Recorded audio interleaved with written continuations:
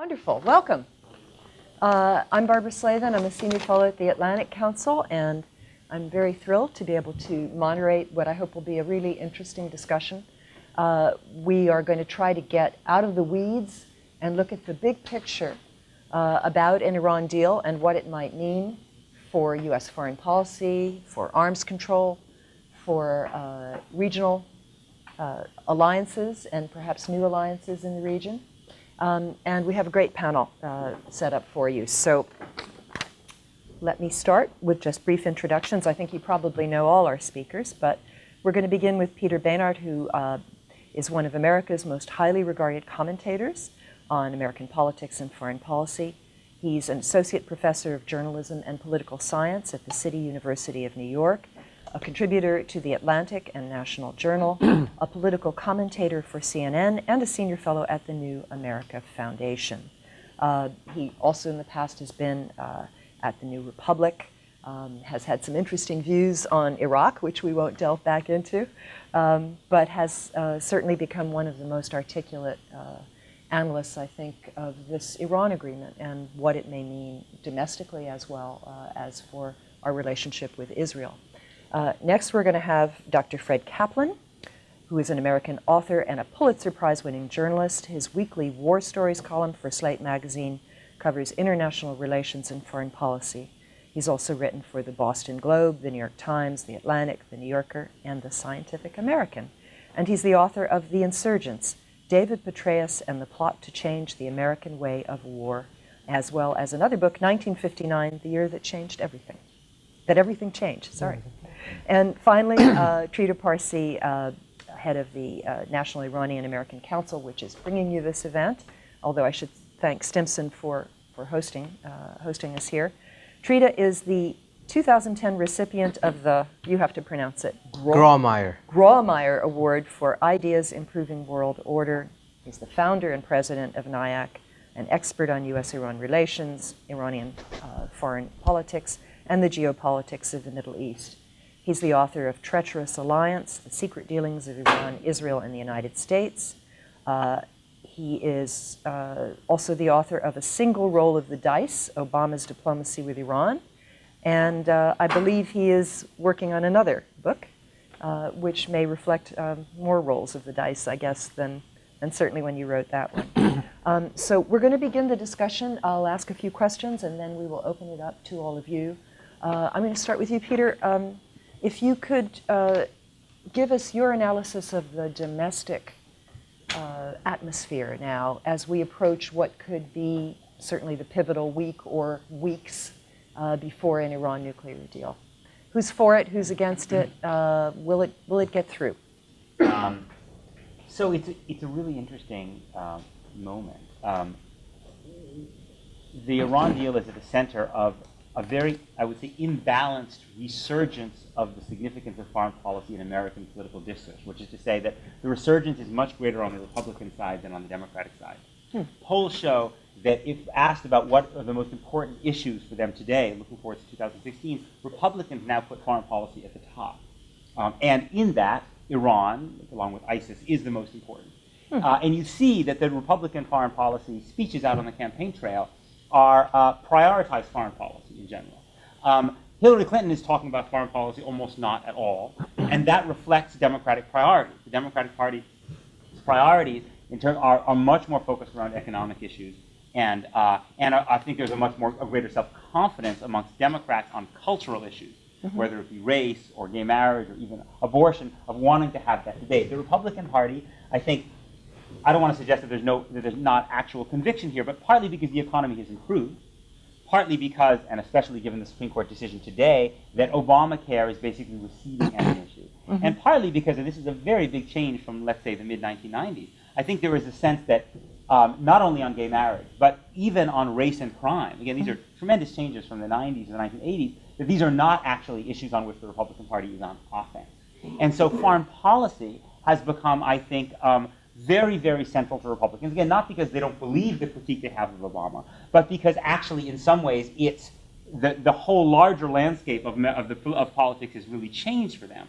Now, it's and we have seen a shift in that Republicans are now trusted more on foreign policy than are Democrats, which was the Democrats have kind of overcome that historic gap in the wake of the Iraq War, and the failures or perceived failures, depending on what you want to suggest. I think it's some of both, but the problems, let's say, that America's had in the Middle East and elsewhere has given the Republican Party a new sense of self-confidence when it comes to foreign policy. And with the exception of Rand Paul, it's a unifying factor. I think it's also worth noting that we now live in a political environment which is more donor-driven than any we've ever experienced in our lifetimes. 2006 is a new frontier in terms of the role of political money, and political donors have a different set of perspectives than voters. So political donors are let's say in the Republican Party, more pro-immigration, more probably pro-gay marriage than average Republicans. They are also probably more focused on Iran. Is it not all of them, but as a general proposition. Again, not that the Republican voters are not pretty hawkish too, and I think this is part of what's driving that as well. This is not conspiracy theorizing. I mean, they're simply clear that that a figure like Sheldon Adelson is a very important figure, and that if you ask Sheldon Adelson what he's most concerned about, he's not hiding this, right? Iran is a tremendous concern, and I think that there has been an effort by Republican donors inside the Jewish community in particular to try to. I genuinely think that Republicans in the Jewish community, who are a small minority of the Jewish community, but a much more larger and more cohesive, more important community than existed a couple of decades ago, with a substantial, very politically involved group. I genuinely think those people find it bewildering and deeply disheartening that most American Jews are not with them, and find the fact that American Jews voted for Barack Obama twice to be, again, baffling and disheartening. And so to the extent that they can use this Iran deal to make the case to Americans in general, but especially to American Jews, that in fact they are acting against their self-interest, this is a real opportunity for them.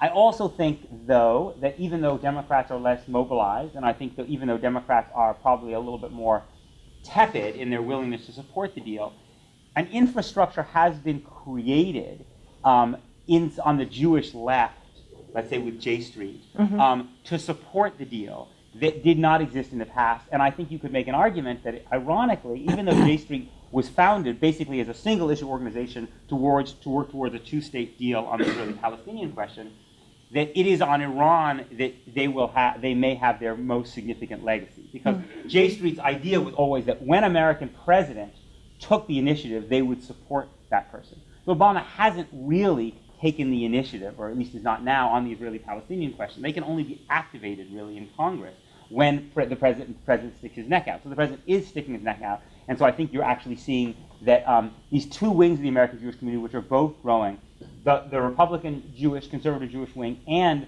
the kind of Jewish left of J Street are both, this is a moment of great significance for both of them. That's fascinating. Let's look at this, the deal in the context now of arms control in general. Fred, I listened to the Senate hearing this morning where it was very interesting to hear the different perspectives of the witnesses. Those that are skeptical about the deal said, it's only 10 years, you know, and the assumption was that on the first day of year 11, Iran is, you know, suddenly going to break out of everything and rush for a bomb. You know, of course, there will still be verification measures and so on, but it was presented by the opponents as it's only 10 years. And then there was, fortunately for a change, there was a proponent, Jim Walsh, who said, it's 10 years, this is great. This gives us 10 years, you know, to try to convince Iran not to go for a bomb, and it's an eternity in arms control. So how do you see a deal, even if it only lasted 10 years, and you know, there are verification measures and so on that are supposed to go on beyond that. Even if Iran suddenly decided to leave the NPT in year 11. How do you see this in the context of previous agreements, and Right. is 10 years a good deal? You know, every other treaty that's been signed has an escape clause in it. You can get out of it anytime you want with 6 months' notice. I find it odd that, for example, Netanyahu's speech before Congress, on the one hand, he was saying Iran is getting stronger every day. They're taking over, they're in charge of 4 capitals in the Middle East. They're 3 months away from a bomb. But on the other hand, 10 years is a blink of an eye in international relations. And in fact, if you look at almost every geopolitically interesting area in the world for the last 30 years, if you look at any 10-year period, they've all had transformative things happen in those 10 years, which isn't to say that the next 10 years are going to be transformative in Iran. I don't know. No, one thing that will almost certainly happen in the next 10 years is that all the present mullahs will be dead. I mean, just, demographically, it's a very good chance of that. The implications of this? I don't know. But I mean, things will change in one way or the other. The parallels with, in my misspent youth, I spent a lot of time following strategic arms control agreements and non-agreements between the United States and the Soviet Union. And the parallels are really very striking. When SALT I and then SALT II and then START, when they were all negotiated, the arguments were very much the same. Well, this agreement will have no effect on X and no effect on Y, and nothing will really change until the Soviets abandon their Marxist-Leninist creed, and this is still an evil empire, and so forth, all of which was true, but still things happened. And in the crucial 15-year period when the United States and the Soviet Union were sitting down in arms talks toward the end of the Cold War, those last 15 years, it was really the only forum in which American and Russian leaders could sit down. They had nothing else to talk about, anything. Arms, nuclear weapons were sort of, and the nuclear weapons thing was kind of nonsense too. I mean, really. We're worried about Iran having 5 nuclear weapons. We're worried that North Korea has a half a dozen. The Soviet Union did not pull a first strike on China in the mid-60s because they had a handful of nuclear weapons. What difference really is, comparative throw weight ratios and things like that? It was all nonsense. But what it was, politically, it was a token. It was a way that you could get in and have talks, to talk with one another. The more that this kind of thing goes on, the more that the Iranian leaders are going to have a hard time describing the United States as the great Satan to its people. Oh, wait a minute, it's the great Satan, but you signed this agreement last month, and there's a picture of you shaking hands this month. I mean, this cannot help but to have a corrosive impact on the current state of U.S.-Iranian relations. And in fact, just as was the case back in Cold War times, that really is the thing that the opponents of these agreements fear the most. Fear number 2, these talks will collapse, nothing will happen. Fear number 1, these talks will actually end up in an agreement and Middle East politics will change. And there are things to worry about that. I mean, this deal, if it does go through, will make Iran stronger economically. It could cause a revitalization. They might not change their political attitude toward Israel, Hezbollah, Hamas, whatever. None of that may change. It is a risk. However, I just find it kind of baffling that, okay, what's the greater risk? The thing as it is now, with the possibility that they could go nuclear anytime? Or the situation as it is now, unchanged, but you have inspectors on the ground. They're restricted in how much enriched uranium they can have, and all of the other restrictions, which, by the way, I mean, if you look in the annals of arms control, this deal, even the interim deal, went way beyond anything that the United States and the Soviet Union had worked out until the INF agreement, which eliminated all intermediate range nuclear missiles in Europe, which was pretty explosive. It was pretty dramatic. But this goes way beyond anything outside of an agreement like that. And the thing to keep in mind when you're reading things like the stories in today's paper about what the Supreme Leader said and what the Supreme General says and other things like that is the deal is not yet in stone. there's a lot of posturing going on. There's a lot of maneuvering. I've never seen this kind of debate over an agreement that isn't really signed yet.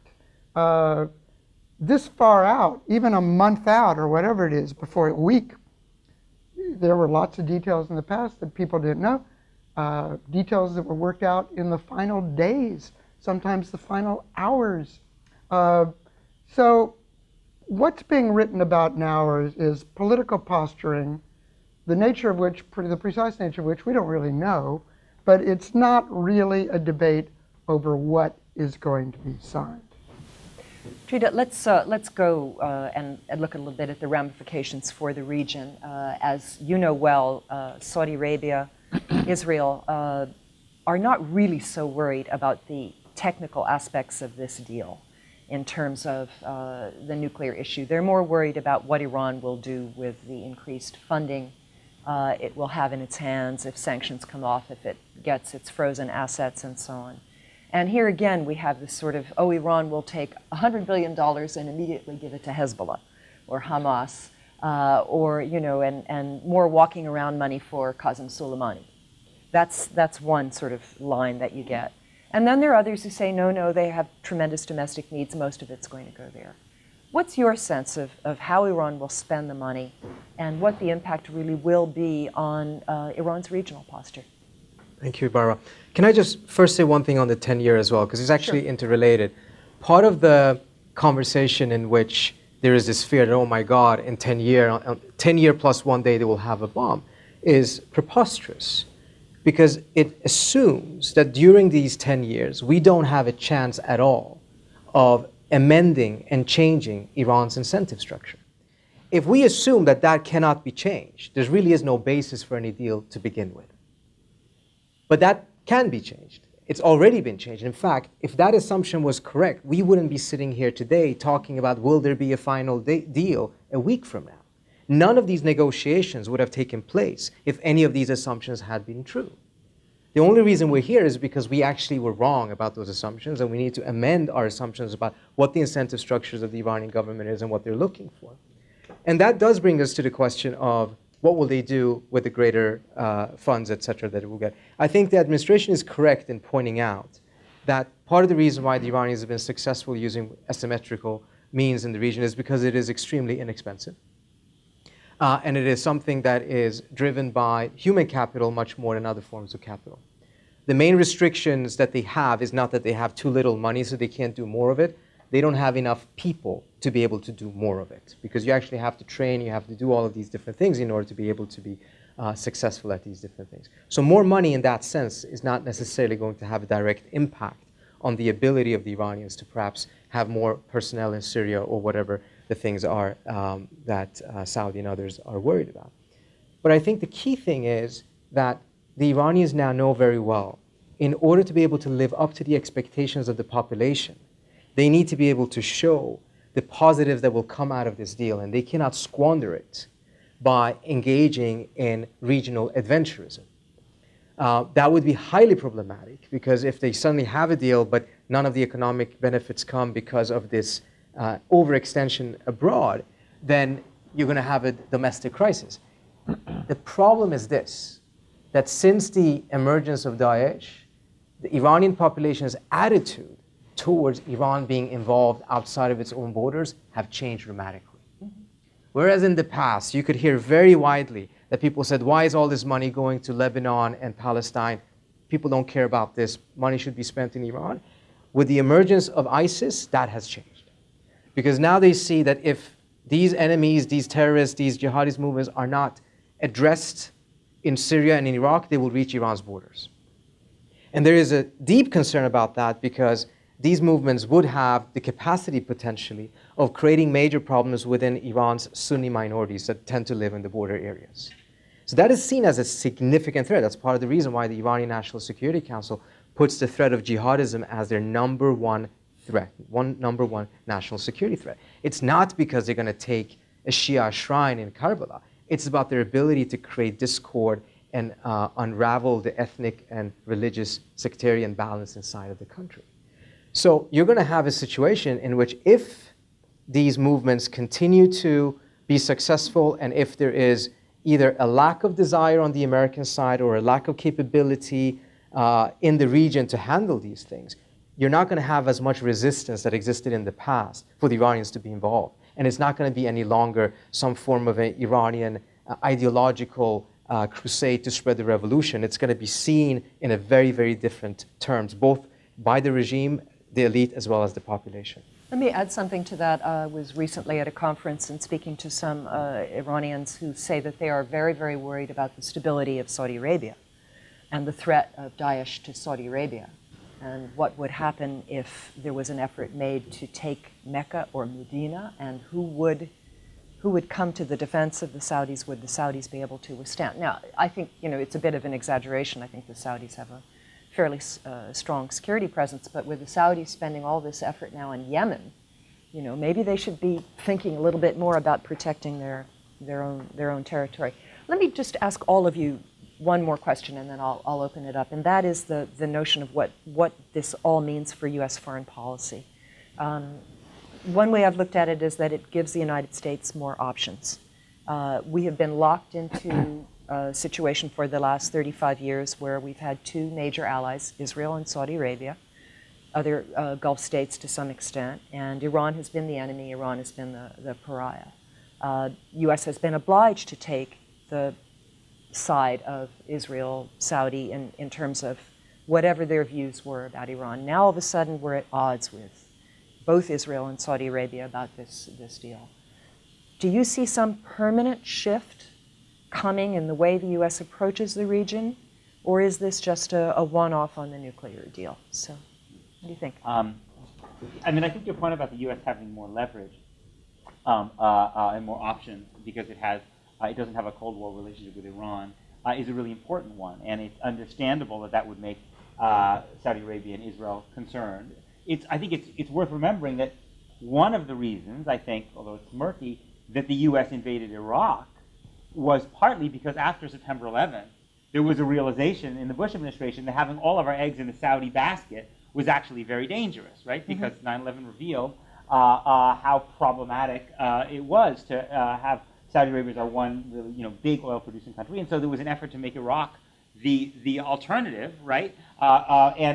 Which would give us a little bit of more leverage and maybe also allow us to withdraw our troops from Saudi Arabia, which would destabilize Saudi Arabia. So, it's just worth noting that the idea that you would want options besides Saudi is not actually an Obama idea. He's doing it in a different way, but I think this has been something that Americans on both parties have been thinking about. I guess the only other thing I would say about the foreign policy side to me is that what's really striking when I listen to the debate from people who are very skeptical of the deal is the statements usually go on the long lines of look what America's position was. Here are the demands we had, and now we're going to be all the way here, which is not a statement about whether those demands were ever realistic, but it's simply a statement about we said our power was here, and now you are going to cash in or cash out, and we're going to realize our power is only down here. And part of what I think is going on here, and I think this is what makes it such a politically painful and potent thing, is that actually in the negotiations with Iran, based on the actual leverage that we have now in 2015, not where we might have been in 2002, we now are actually seeing what kind of deal can be struck. And in some ways, we are having to face the consequences of the fact that we were never as omnipotent as we thought we were, and we're not even as omnipotent as we once were because of some series of very, very costly mistakes that have been made. And so I think that that's a really important thing, and that's, I think, a lot behind a lot of the kind of the Obama is a declinist, the Obama doesn't believe in American power, which I think is actually the Iran deal is forcing America to come to terms in a more practical way with, in fact, how much power we actually do have. And I think to some degree there's been a certain ability to live in a kind of a fantasy world where we make demands about what we say should happen without having to really grapple with the fact that we actually had no real ability to make that come to pass. It's fascinating. Fred. Yeah. Well, first I want to be a little cautious about this. I don't want to suggest that, excuse me, that we sign this deal and then in a matter of months or even a few years we can become allies with Iran. On the other hand, think about how the situation right now might be different if we could cooperate openly with Iran in fighting ISIL. If we could, really, ISIL's strength, in part, derives from the fact that its leaders know that all of its most powerful allies, opponents, enemies, are incapable of working together. They're playing off this, and playing off it quite brilliantly. If that was changed, it would be very different. I think one thing that President Obama would very much like to do, and he can't do it now, is to formulate policies in the Middle East that do not fall in to the Sunni Shiite matrix that our Sunni allies want to see. Basically, Saudi Arabia and Egypt have been most pissed at Obama for not fighting their war against Iran and Iran's allies for them, for not bombing Syria, for even engaging, for daring to even engage in these negotiations, for talking with the, they see that as, they view the world, they view the Middle East as entirely, it's a Cold War between Sunni and Shiite, whereas, the United States has interests that transcend that way of looking at it, or that is quite different from looking at it. And I think President Obama would like to pursue those interests, but he is finding it very hard to do so, as long as anytime you step up to the plate with Iran, you then have to go sell more F-16s to Saudi Arabia or something. Otherwise, they feel that, that we're abandoning them. So if this deal, and I think this arms agreement is the necessary but far from sufficient precondition for something transformational happening in the region. If something transformational does happen in the region, it really does have to start with this, and I think that's one big reason why President Obama is putting such big stakes on it. Not just because it's a big victory for him, which it would be, not just because it's stopping a major threat in the region, which, if it works out well, it would, but also so that the United States can really have a policy toward the Middle East that looks at the region in some kind of rational proportion to our actual interests in the region, and that get out from underneath this imposition of a Sunni Shiite Cold War, which has nothing to do with these interests whatsoever. Trita, let me ask you how all of this is being seen in Iran, and whether there is a desire for more overt cooperation with the United States, whether they see this as a one-off, and how they think it's going to affect their ability to exercise hegemony, if you like, in the region. Let me start off by addressing the American angle, though, first. I think Peter said something very important. He said that this has been described as withdrawal, retreat, this is where our power should be. And I think that's one way of looking at it that, having that type of a hegemonic presence in the Middle East is a must, and if we're not having it, we're retreating. Our power has been reduced. There's a different way of looking at it, is to recognize that the cost of maintaining that hegemony is just skyrocketing over the last decade or so for many different reasons. One being that the invasion of Iraq and the destruction of the Iraqi state has spread and exasperated an already existing trend, which was that these states were becoming very crumbled from inside anyways. So how are you going to be a hegemon over a state system that doesn't have functioning states? Yeah. It's extremely costly. And in combination with that, what's the benefits of that? Just take out the oil factor. Even there, even if you don't consider the oil factor, it's not particularly beneficial any longer to be the hegemon over a system that is dysfunctional. You add the oil aspect to it, and you realize that with the growth in American production, the region is obviously still very important, but it's not as decisive as it was before. And the larger global trends is, of course, that the American challenge is going to be much more so in East Asia than it's going to be in the Middle East. And as a result, you're not looking at it as a withdrawal, you're looking at it as a necessary reprioritization, because the ultimate goal is to remain peerless, in the sense that you are a global power that doesn't have any peer competitors. That battle is not going to be fought in the Middle East. There's no peer competitors to the United States that's going to emerge out of the Middle East. They're going to emerge elsewhere. So you need to reprioritize rather than viewing this as a withdrawal. And I think that necessitates finding, as many US officials said, a better balance in the region. Instead of the United States being a hegemon in which its allies does some of its bidding in the region, the United States has become a hegemon that is doing the bidding of its proxies. That's not the scenario that the United States wants to be in. One guy at Brookings, I think, put it best. He said, this is not about going into bed with Tehran. It's about finding a way to go out of bed with Saudi Arabia, not be in that over-dependent relationship. So for the United States, even though the Republican rhetoric at this point would be very significant and very high, I wouldn't be surprised if the same realization would come into place if the Republicans took the White House in 2016. These are global geopolitical trends that political parties can do very little about. You will have to adjust to those things, and I think the president has tried to do so in the best possible way. What is so fascinating with all of this is that the desire on the American end not to have such a high visibility or such a deep footprint in the Middle East actually creates a certain degree, or let me put it this way, decreases the incompatibility of American and Iranian interest in the region. Part of the deep root of the American-Iranian conflict over the course of the last 40 years has been the Iranian desire to make sure that no major power was militarily present in large numbers in the Persian Gulf region, because that would make Iran the biggest kid on the block. And this was also existing during the 1970s, and there were complaints on the American side that the Shah was starting to become a little bit too ambitious. But once the United States became very involved in the region, was a direct clash between the United States and Iran, because the Iranians wanted to be one of the key players.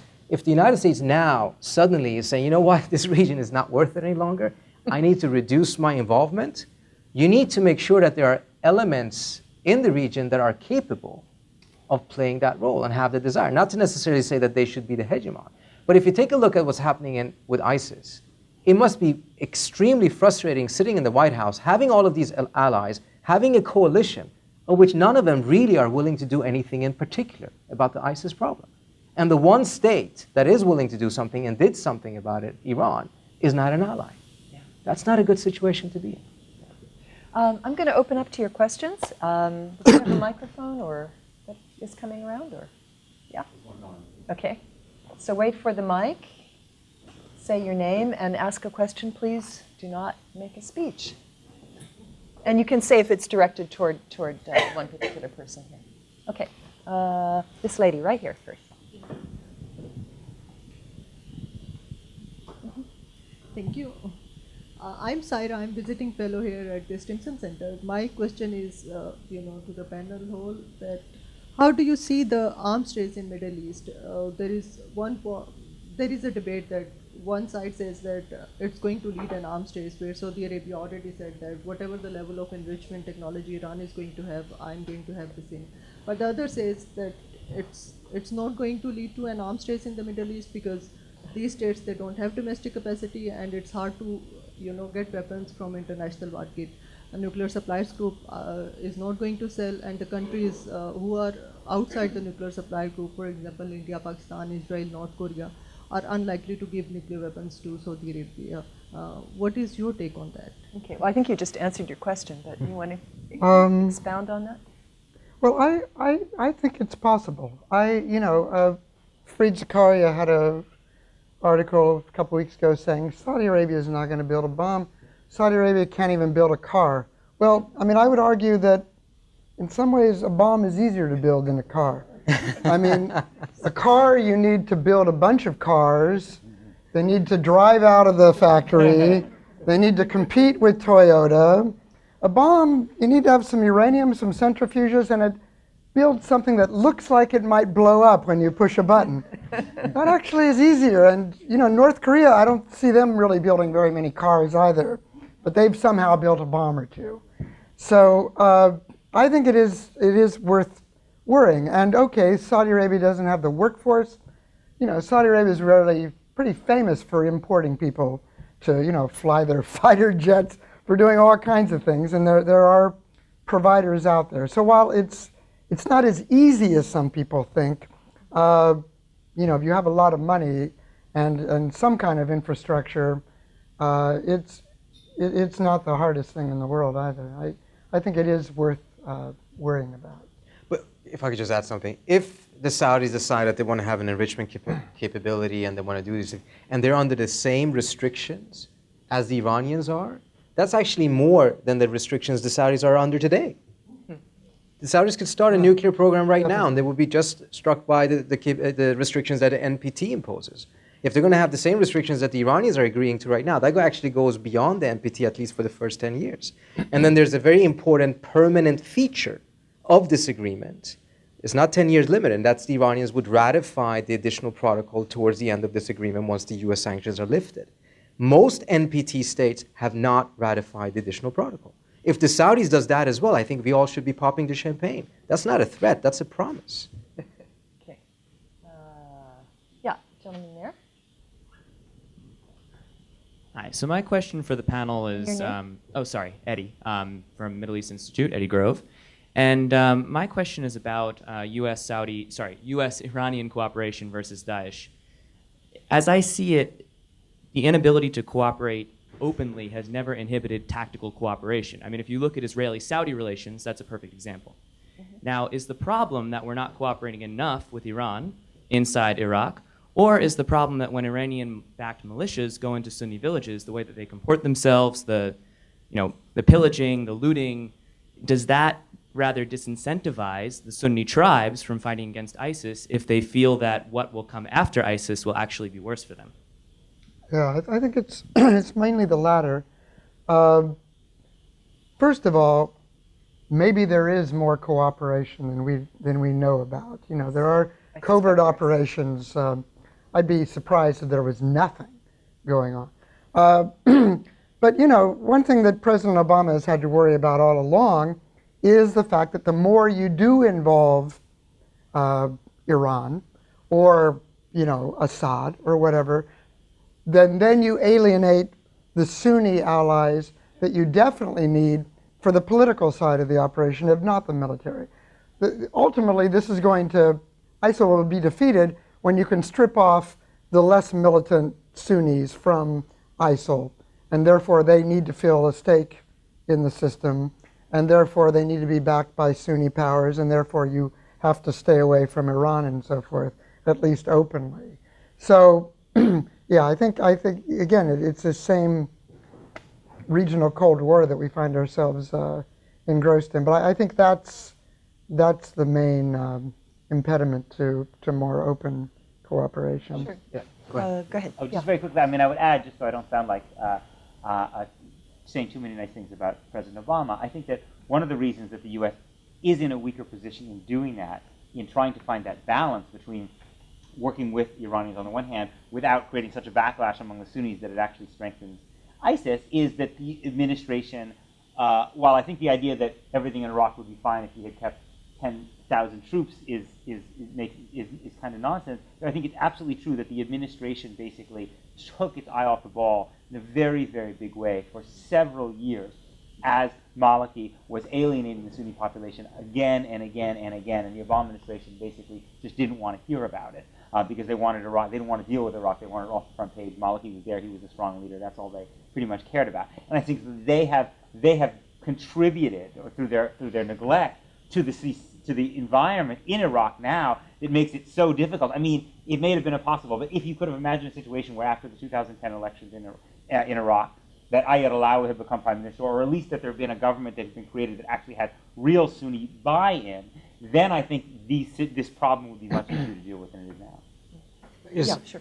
I want to be a bit cautious about using the word Sunni.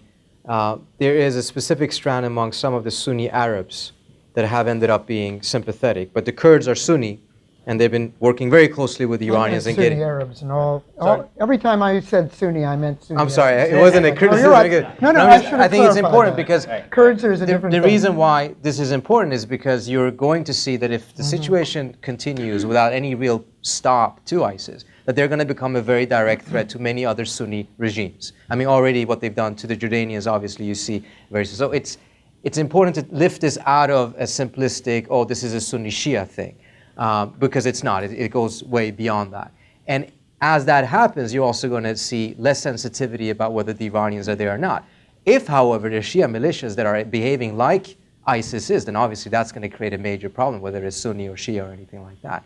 And I think if there was greater coordination, there could also be greater discipline in making sure that things like this does not happen. The coordination, whatever it's been, has been limited, if not minimalist at this point. I know folks on the Iranian side have said that in a post-deal environment, when they're confident that the risk of war with the United States essentially has been eliminated because the deal has been working, that they're ready to go in with 40 to 50,000 troops and over 3 years defeat ISIS, eliminate ISIS, because they viewed it as of an existential threat. And they would very much like to have American air support for that, but it's not a necessity, but they would like it.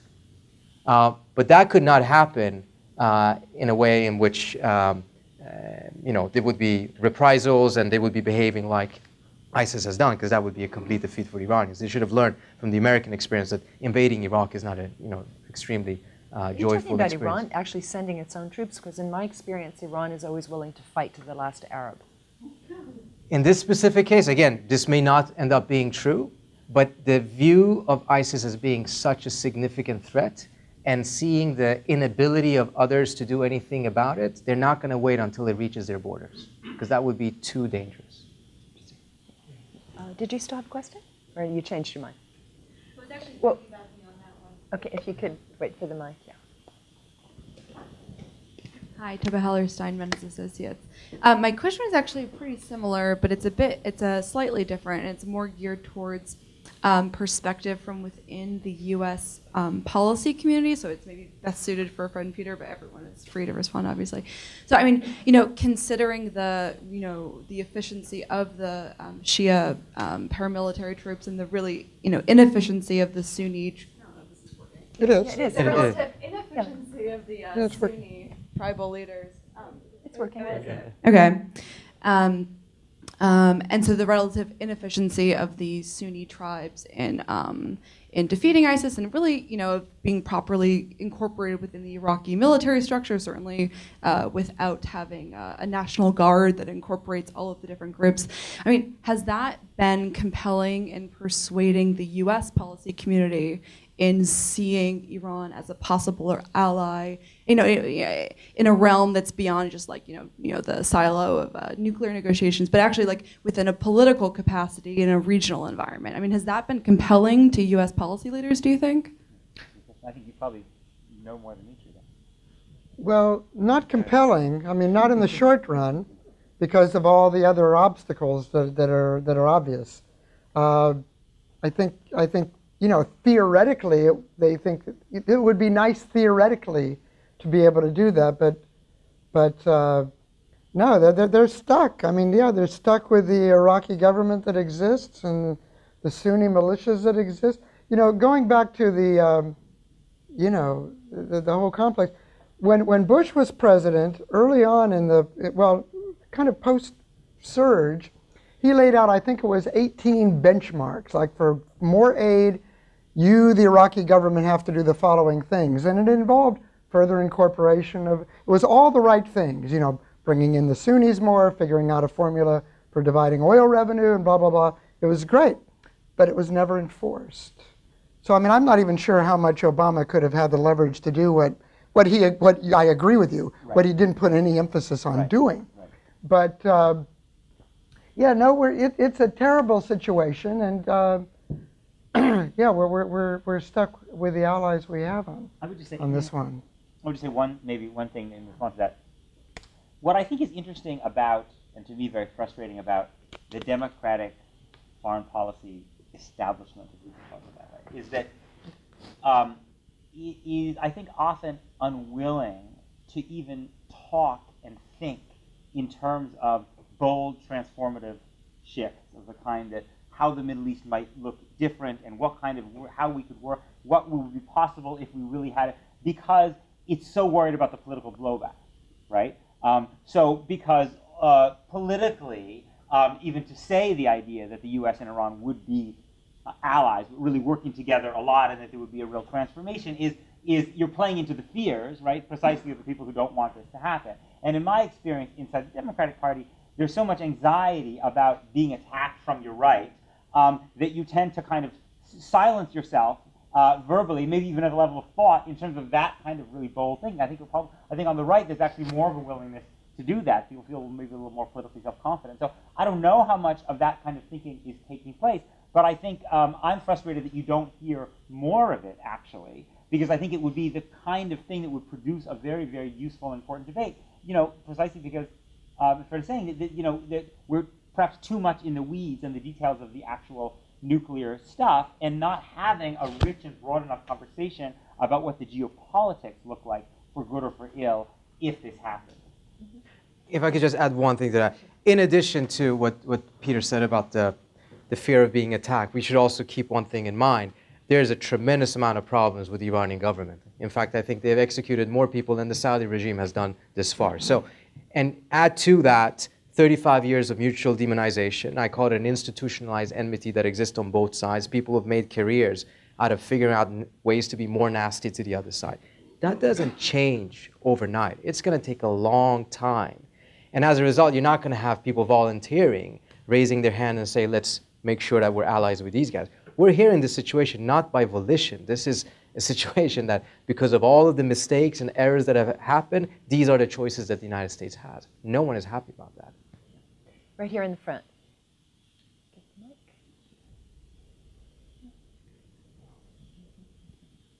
Dan Pollock with the Zionist Organization of America. Mainly for Peter.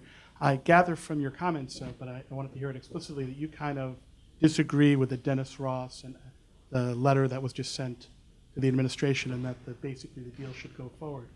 And I wanted to hear the answer to that, but also from you, you talked about us, the United States, coming to terms with the lack of power that we couldn't get our...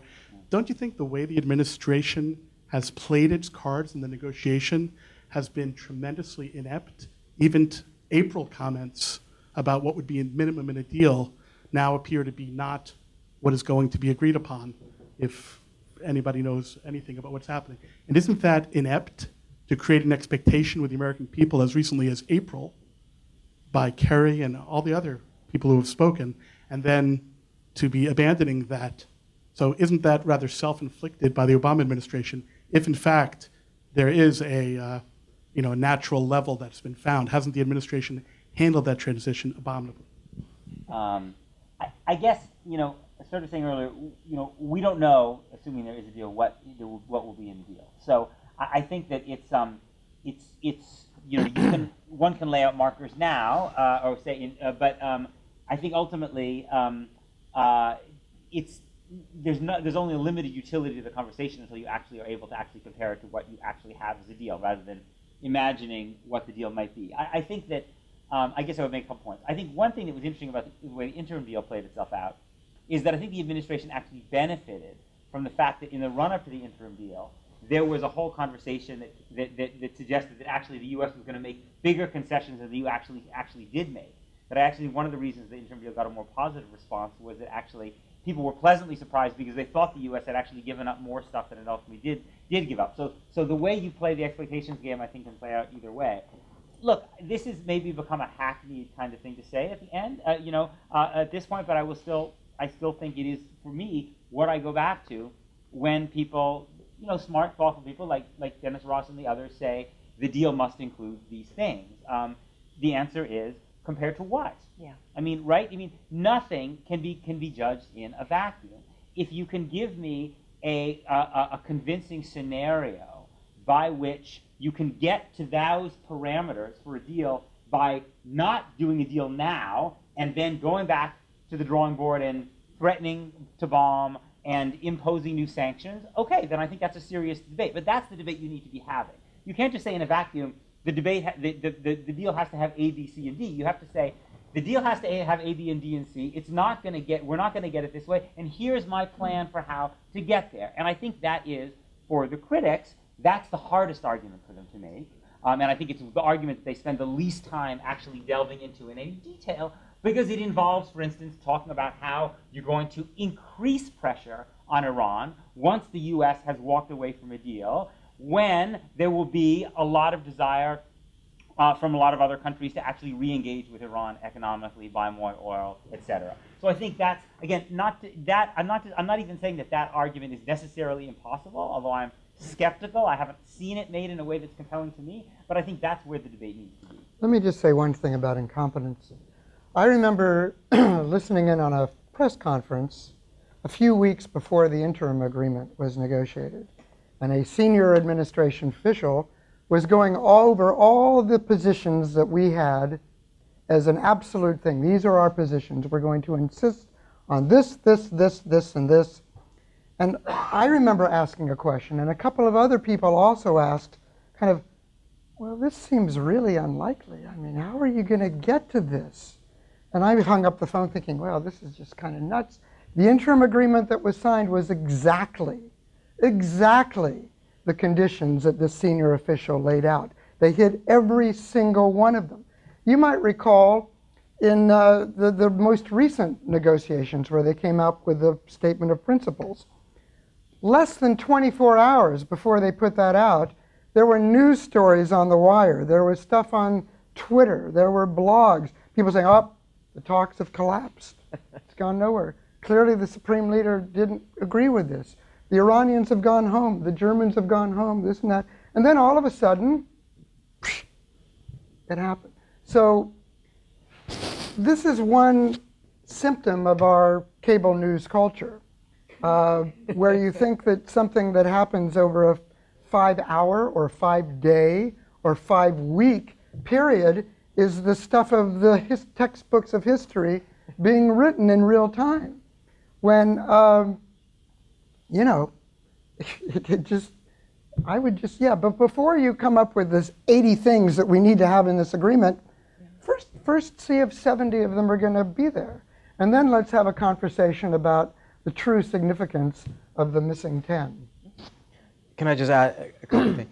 When you take a look at the criticism that has been put out against the deal, I oftentimes find it interesting, and I think it's a good measurement as to whether these criticisms are genuine, realistic, constructive or not, because I cannot recall seeing a single criticism in which one of the critics said, instead of giving the Iranians this, I would offer them this. That's never heard. All you hear is, I would have done this to them, and I've imposed these sanctions on them, I would have made these threats to them, and I would have done all of these other coercive things.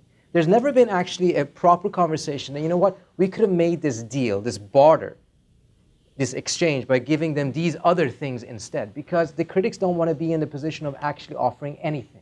Right. And when you don't offer anything, you don't get anything. And the reason why the administration is in a tough position is because we unfortunately have a culture, we see it very clearly on Capitol Hill, in which the word compromise is a dirty word. No one wants to be in a position saying, I agree to a compromise. Unfortunately, it's very similar on the Iranian side as well. Very, very similar. In fact, they would say the exact same criticism, saying, well, in the beginning, Zarif said that this, and this would be achieved, but now it hasn't, so clearly this is a failure. We should all commit suicide because we're so bad at this. It's not the way things work. But having said that, I think we should be fair. Over the course of a year and a half or 2 years of negotiations, obviously, there's going to be mistakes. Obviously, there's going to be areas in which some things could have been done better. I think some of the public messaging have been problematic because, for instance, if you use the word anytime, anywhere, it gives the impression that, you know, there's going to be IAEA inspectors just roaming around without any limitations or restrictions inside of Iran. That was not what was agreed upon in Lausanne. And in fact, I would refer you to the interview that the president gave, I think it was to Tom Friedman.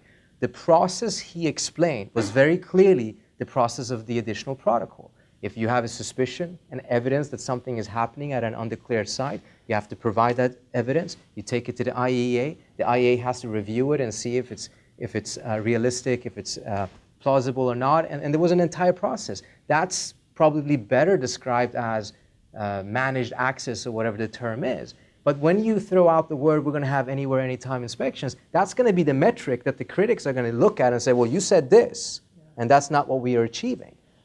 That's when officials at times, giving too many interviews, they become a little bit loose with language, and it creates problems for themselves. Yeah. It will be the most extensive verification regime ever negotiated. The only time we've had more ability to inspect a place is after we've defeated a country in a war, and hopefully that's not what people are proposing. I would also suggest, we had an event at the Atlantic Council last month where we had the E3 ambassadors of Britain, France, and Germany, who started this process with Iran a decade ago when the Bush administration didn't want to talk to evil, remember? And they, I think, give a very, very good sense of where we are, where European opinion is, and that the idea that somehow you can ratchet up the pressure on Iran now and increase sanctions, we've already reached I think it was the British ambassador who said we've reached the high water mark with sanctions on Iran. And the French ambassador said, you know, you don't trade with them. We're the ones who made the sacrifices, who put people out of work at the Peugeot factories and whatnot to enforce these sanctions. You can't ask more from us now. So this is a deal not just between the United States and Iran. It's a deal between Iran and the international community. And if you don't have the international community with you, you don't have an ability to exert certainly additional leverage or pressure. So I would agree that this is all posturing now. You know, the Supreme Leader, the Dennis Ross, it's all posturing, trying to show, you know, how tough we are in the final days. But in the end, the leverage we have is the leverage we have. Yeah, Joe. Wait for the microphone. A quick observation and a question. I've been around this town for about 30 years now, I'm embarrassed to admit, and I have never seen a foreign policy debate that is being so profoundly affected by the movement of hundreds of millions of dollars in the American political system. And I've never seen this before. And I think that it's important for us to have an open debate about that. I mean, there will be and already has moved at least 100 million, maybe 200 million.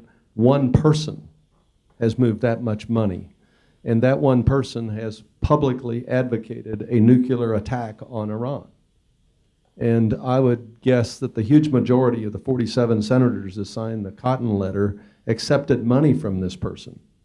And a lot of money, maybe millions. And this is a very important dimension of this debate that we need to have in the mainstream media. And I'm really surprised that it's been completely absent, with the exception of maybe a story in the New York Times. That was just an observation I made. But I would bet right now that movement of money is having a profound effect on the votes in the Congress. And I will be surprised if one Republican in either house votes for this agreement. Not one. Say your name, sir? Jim Slattery, former congressman from Kansas. The next observation I would make is that I wonder how much Israel really wants to see this problem with ISIL solved. And you look at this and you realize that our Sunni Arab allies and Israel share a common fear of a growingly powerful Iran. Common sense dictates that we cooperate with Iran in dealing with ISIL. I can't help but observe that, goodness sakes, during World War II, we didn't have this kind of rigidity, or we would have never figured out how to use Stalin to beat Hitler. Okay, but and I'm not suggesting that applies in this situation with Iran, but I would just suggest that common sense requires that we engage with Iran publicly, openly, in defeating what is the obvious great threat to the region today with ISIL. But I am curious about what you all think about Israel's willingness to actively cooperate or support a growing Iranian participation in the effort against ISIL. Well, Trita is the one who's written a book about Israeli-Iranian relations. I mean, I think Michael Arendt was actually asked by Jeff Goldberg a year or two ago, which from the Israeli perspective was the greater threat, ISIL or Iran. And he said Iran. So I think I think Israelis are pretty, government is pretty forthright about their perspective about that. Now that's not to say that Israel doesn't see, the Israeli government is not concerned about ISIS. I mean, I think they are genuinely concerned about ISIS for very good reasons. I mean, amongst these, you look at what's happening now with the Druze in Syria. This has the potential to cause Israel some very real problems. I mean, there's some really extraordinary things that are happening. The Druze are being slaughtered across Israel's border. There are Druze citizens of Israel, and the Druze are, the Druze, unlike Israeli Palestinian citizens, actually serve in the Israeli army, want to cross the border to fight. And so Israel, this is an example of how this conflict and ISIS's role in it actually causes Israel some very real problems. Not to mention just the simple fact that ISIS has an ideology which, if you are Jewish, as if you are Shia or Christian or many other things, is essentially genocidal, which is something that Jews take seriously. I think the I guess the point about role of money in this, and I suppose you were referring to Sheldon Adelson, and I do actually think it's important that people. I do happen to believe that when people discuss Sheldon Adelson's political, role politically, that it is important for people to know that he did publicly call for an American nuclear strike on Iran. Now, he said it would be in the Iranian desert where nobody would get hurt but some animals, but then he said, if they don't stop after that, we should drop one in Tehran. Now, to me, that is not just an abominable statement for anyone, but for a Jew who is speaking very frequently in the shadow of and the legacy of the Holocaust, it is just absolutely unconscionable. And I think the fact that he is still considered that he is not that nobody finds it objectionable to take his money and be engaged with him at all after that, I think is really quite remarkable. That said, no, right. I mean, that's true. And Sheldon Adelson is a very, very, very generous benefactor of a great many institutions, not just in the Republican Party, but in the Jewish community. I think, though, it is important to say, though, that although I think it's true that the money from donors who care about this issue a lot and are very hawkish, and he is maybe the most prominent and the most deep-pocketed, but there are many others as well. That is one explanation, I think, for the prominence that this issue has, especially amongst Republican politicians, but by far, certainly not the only one, and maybe not even the most prominent one.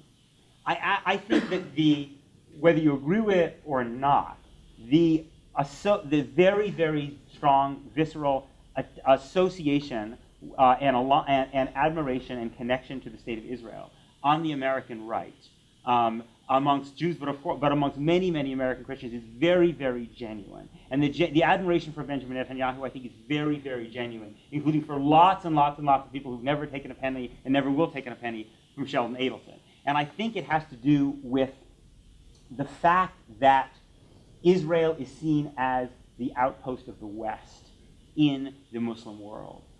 The tip of the spear, the kind of the canary in the coal mine, if you will, in a region that people, and amongst the religious civilization, if you want to call it that is perceived as hostile to, this is not my perspective, but this is the kind of, I think it's talked about in a very generalized way, but hostile to America, dangerous to America, hostile to everything we believe in, and Israel is fighting our fight on our behalf against that. I thought it was very interesting that Bill Kristol wrote a piece in the Weekly Standard basically saying that after Netanyahu's speech in Congress that he was now the leader of the West because Obama had forfeited that role. And I think underneath that is also a certain hidden anxiety about the degree to which America is still as Western a country as some people might want it to be. Right? So in a certain kind of way, the idea that Benjamin Netanyahu is the kind of leader that we wish we still had is not only a commentary on your connection to Israel, but also about your anxieties about what's happening in 21st century America. Hold that thought. I want to go to Howard in the middle there. Thank you. Howard LaFranchi, Christian Science Monitor. Just a quick comment on the role of money. I think it is interesting that most of the polls, though, that I see that money doesn't seem to be having an effect on the American public. I mean, if you look at the question put to Americans and to great degree self-identifying Republicans as well, there's support for a deal with Iran. That's interesting.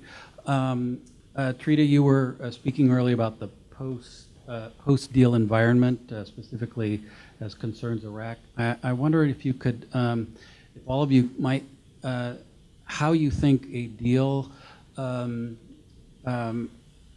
what the impact might be on a couple of specific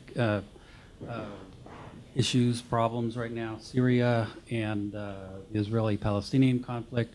On the Israeli-Palestinian conflict, I'm recalling that a couple of months ago, the French they were circulating a resolution at the Security Council, and the U.S. said, no, please hold off until after we get Iran taken care of.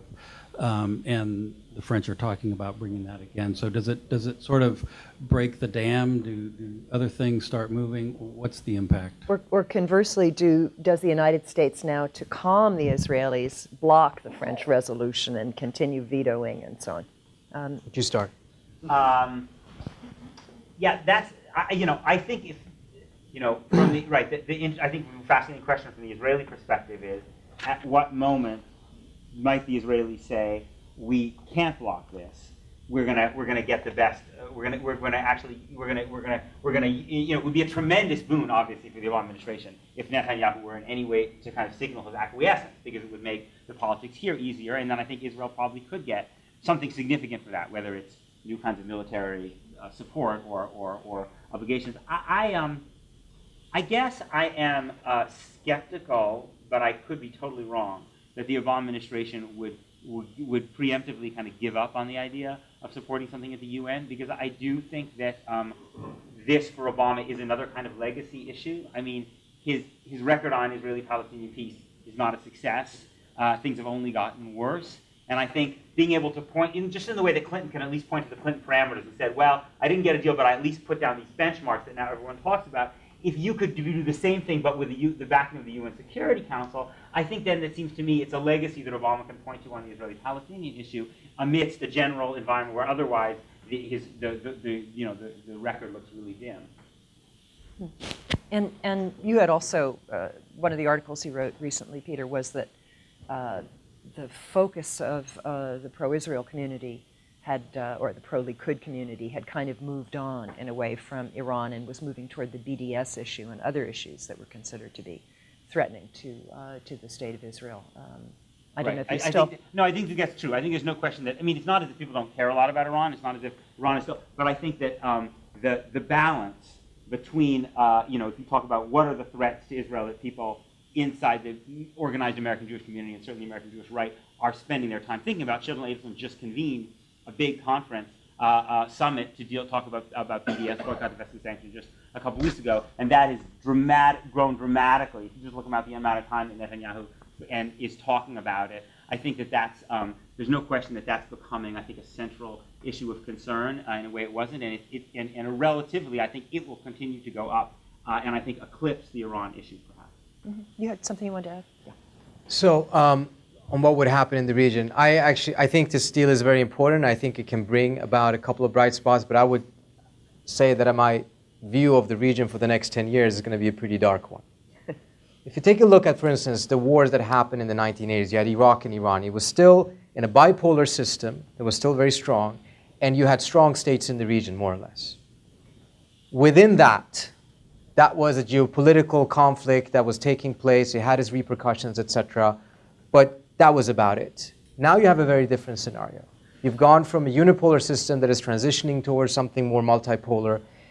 In addition to the fact of what I mentioned earlier on, you have states within the region collapsing. And recreating an order with those beginning circumstances is going to be tremendously difficult. Recreating an order, period, is going to be tricky. Let's say that Iraq and Syria were not collapsing, but the United States nevertheless was giving up on the idea of trying to create a manufactured order in the region and wanted to see something come up indigenously. That would still be a bloody process. It would still be a very problematic process. But to have that in addition to the fact that the states are collapsing is going to create a tremendous amount of difficulties. What it does, however, that it creates a certain degree of incentives for the functioning states to set aside their other differences and recognize that the biggest threat to them is no longer another strong state, it's the collapsing states. It's the deterioration of the other state that's going to be the biggest challenge to these states. And in that sense, having the United States and Iran being able to not just talk to each other, but be able to actually coordinate and collaborate on various issues is going to be very, very important. But it's going to be a positive measure in an otherwise deteriorating situation. Right here.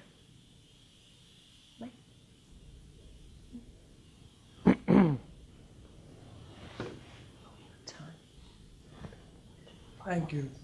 Benjamin, to a retired diplomat. Israel and Iran once had very close relations.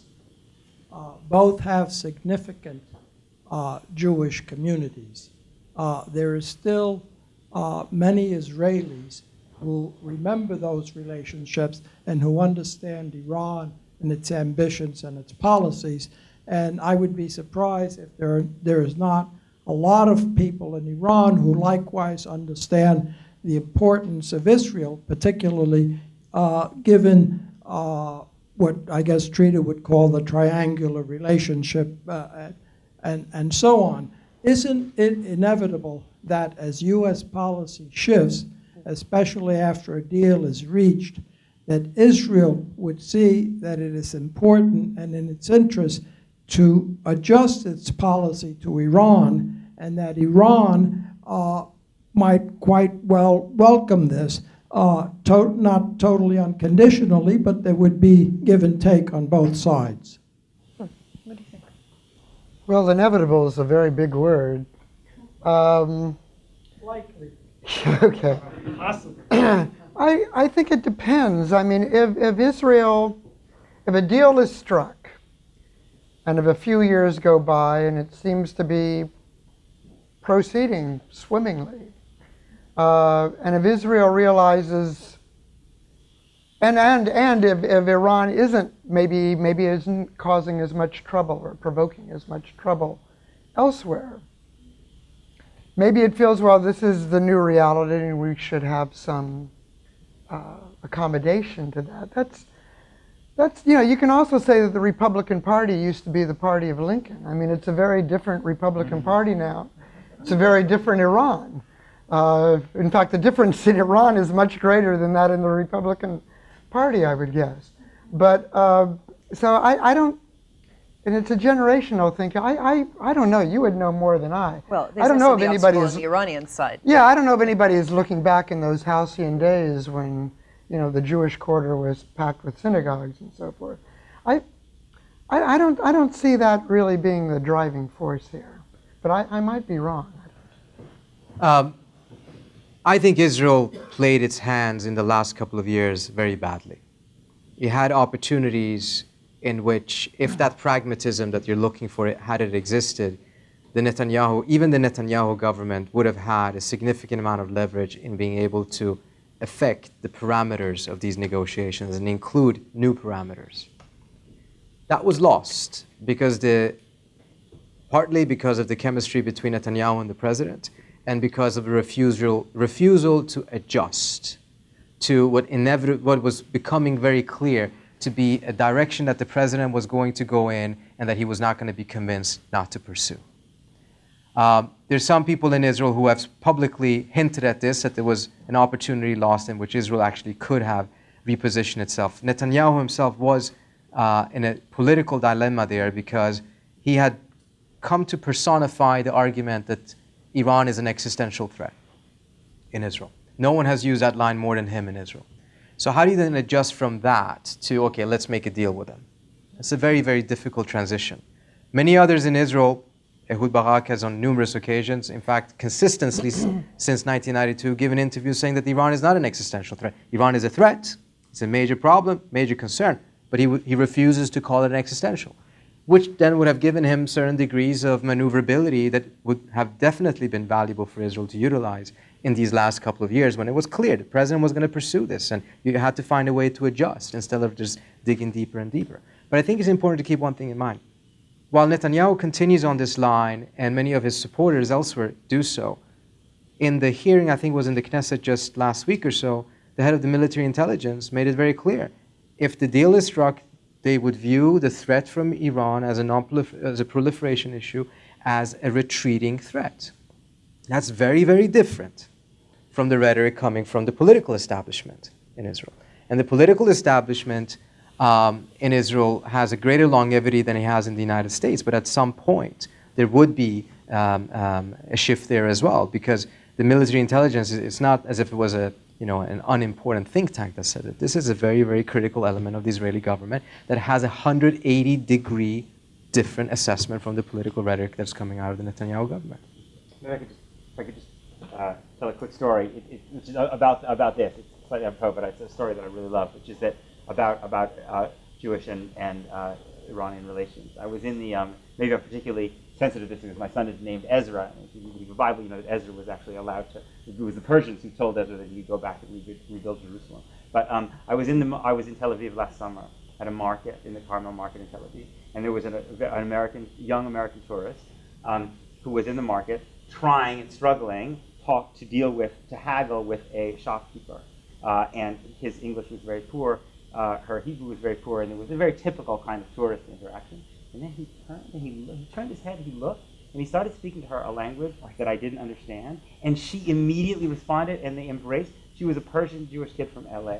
He was a Persian shopkeeper in Israel, and it was just a remarkable moment, right, of this transcendence of this ancient Jewish community that still exists all over the world, both in the diaspora and in the United States. So anyway, no policy relevance whatsoever, but it was a really remarkable and quite touching moment. Yeah, there are about 100,000, I think, Israelis of Persian origin. Last question, Greg.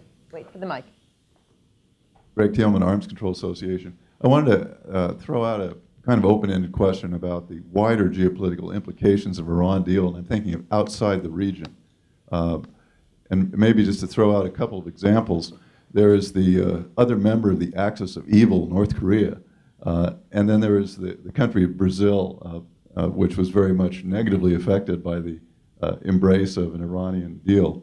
Now, if there's a successful Iranian nuclear deal, if Iran restores its current breach with the International Atomic Energy Agency, doesn't that create some interesting dynamics outside of the region and for the rest of the world in how one deals with nuclear energy? Brazil, after all, is a country that has a fuel cycle, that had a space program, that was a proliferation concern, that has a resentment of foreigners controlling their country. A lot of similarities with the Iranian situation. North Korea has the same kind of programs that people are so worried about in the case of Iran. And while I never saw much of an axis of evil there, and I didn't really think that every non-Korean was an Iranian nuclear scientist, it seems like if an Iran nuclear deal works, that has an impact on North Korea. I don't think so. I think it's separate issues. I think it's all the politics of it. I mean, look, India, several years ago, as part of the strategic relationship between the United States and India, was given the same rights to develop nuclear energy as one of the 5 nuclear powers without being one of those powers and without coming under any international sanctions whatsoever.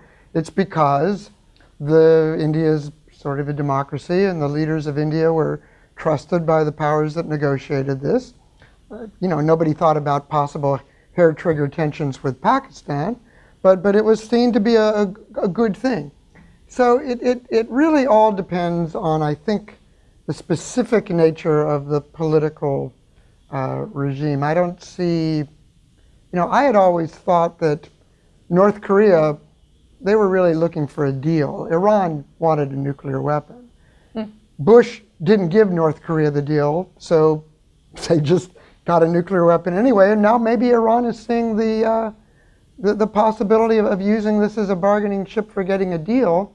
But I don't see, maybe I'm missing something, but I don't see how the situation in one country might affect the situation in another, except to the extent that, North Korea and Iran won't be doing any cooperation on the nuclear front anymore, obviously. But what effect it would have on dealing with Brazil or North Korea in their own terms, I don't see. No effect on the proliferation regime in general in terms of more countries signing up to the additional protocol or some of the things in the Iran deal becoming the norm? Maybe if they see Iran getting a lot of benefits for this, and if benefits are offered, possibly, but I don't think it's really hindered any country so far by not signing or propelled them into becoming a nuclear power. So I see this as sort of sui generis. But again, so many unpredictable things have happened. Who knows? Okay. Well, on that note, I think we're going to have to come to a close. Thank you very much. A very good discussion, very interesting, and not the usual Washington discussion, I hope.